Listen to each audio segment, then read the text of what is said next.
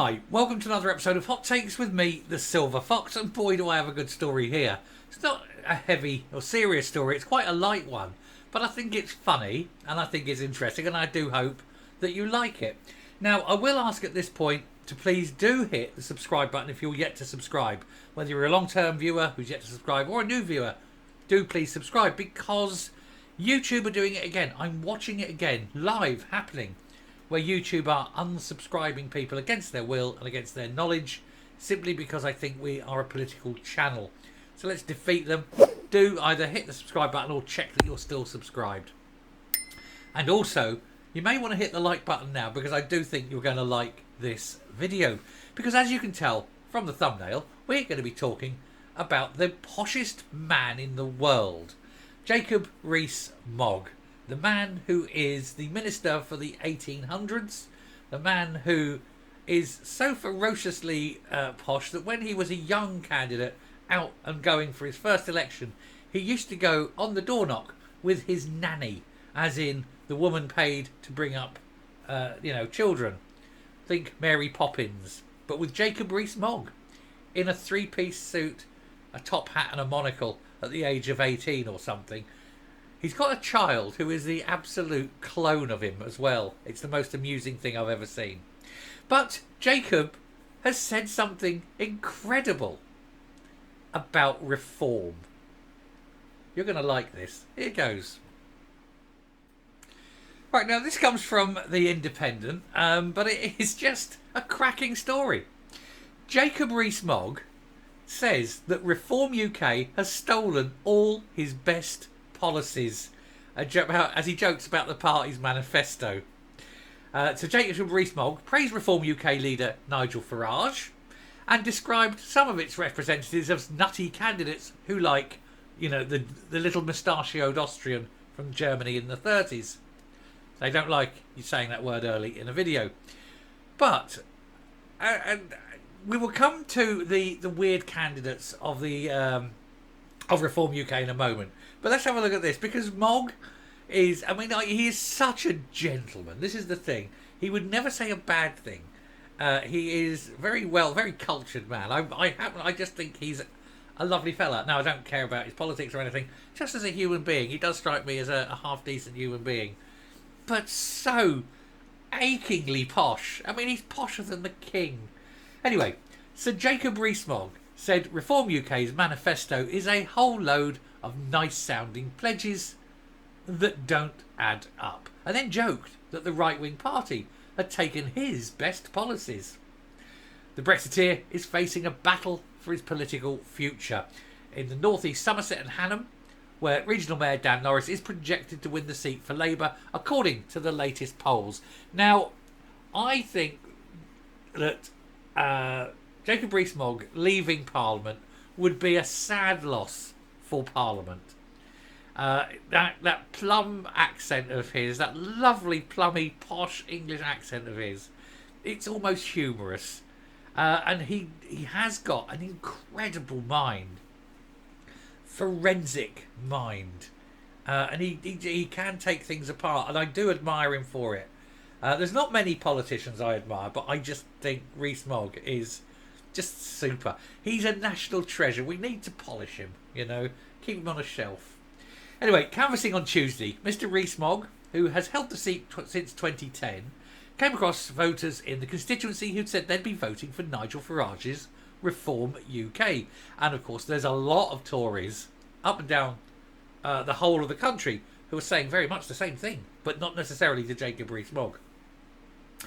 It comes after the party released its so-called Contract for the People, with policies set to appeal to right-wing voters, including pulling Britain out of the European Convention on Human Rights and scrapping net zero targets, both of which, of course, are sheer vote winners. Speaking to The Independent, Mr. Rees-Mogg, who is a well-known admirer of Mr. Farage, dismissed the party's manifesto and described some of its representatives as nutty candidates who like the Austrian. But when discussing some of the policies, including increased spending on defence and scrapping 20-mile-an-hour speed limits, he joked, "They're cribbing from me. They've stolen all my best policies," because he too has called for these.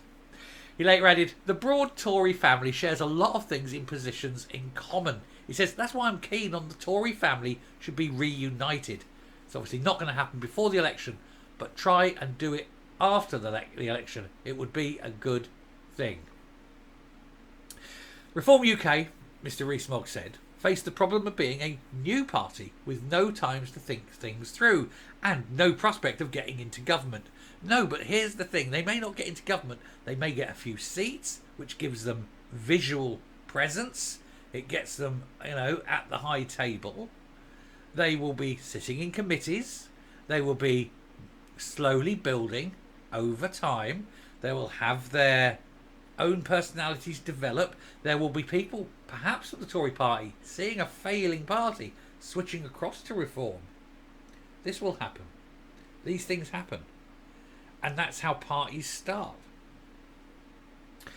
He said, it puts together a whole load of nice sounding pledges, he said. Even in the very unlikely event Reform won the election, they wouldn't happen because they don't actually add up. Well, no, but they're not going to win this election. But it's time, as I say, it's a push and it's a push and it's a push. He said the party lacked the infrastructure to filter out really bad and ill thought out ideas, and it did not hold back on the party's 609 candidates. After one, Jack Aaron made comments online saying that Mr. H was brilliant at using his personality to inspire people into action. Now, the thing is, that's actually true. An awful man, of course, but he could inspire people. Look at what he did to Germany through sheer force of personality. Now, it wasn't good, but he could do it. So actually, Aaron is right. Now, I did say there was a problem with the Reform and the candidates. That is, this election came through so very, very quickly. Most parties did not, and I mean most parties did not have all their election people in place. And so Reform hired a company to do the vetting. Turns out this company is owned by a very prominent sort of Tory supporter. And now Farage is actually taking this guy to court because he believes that they knew in advance about some of these things that some of these candidates had and deliberately pushed them through and didn't weed them out simply as an electoral sort of manipulation, if you like, to harm Reform. And if that's the case and he takes it to court and he wins, well, A, he's got a lot of plus points, and B, it will wipe this company out because who will ever trust it again? And so you have that problem. So well done on him, but that is part of the problem, and it isn't just. And I have said this before. There'll be a lot of these candidates coming out skeletons, and it won't just be Reform. It will be all parties because they all had to rush people in at the last minute. But anyway, yes, nice to see Jacob Rees-Mogg accepting that there's a lot of Tories voting for Reform and that there's not all the Reform policies are bad. Some of them belong to Jacob Rees-Mogg. Coming up and rounding off. Right, just as we close off, let me just take this moment to reiterate. Absolutely check you're still subscribed. As I say, YouTube are unsubscribing people against their will. They don't like political channels. And if you're yet to subscribe, now's an excellent time as we move in to the last 2 weeks of the election. Absolutely, massively helps the channel. And of course, like it. Now, obviously, Jacob Rees-Mogg and Nigel Farage, they're actually quite good chums, They work together on GB News, and it's one of those interesting little friendships across the political divide that happens from time to time. One only has to think of, say, Penny Mordaunt and Deirdre Brock every Thursday, as was. Never happened again, alas and sadly. But, they'd sit there, they'd have that banter back and forth. And yet it turns out they're like, chums, outside of politics and that. They get on. You can always see there's the glint in the eye and a little bit of a smile and a smirk, and these things happen. And you can vehemently disagree with someone's political stance on something, but you can just still like the fella or the lady, and that's what happens. And so yes, I think Jacob he's just pulling Nigel's leg a little bit, but all in good fun. But it's nice to see, isn't it? It's absolutely nice to see.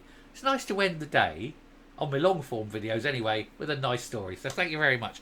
Now there will be more obviously, but all in the short form now. But for this one, signing off, like I say, hit the like, hit the subscribe, and I will speak to you later. Have a good evening. Bye.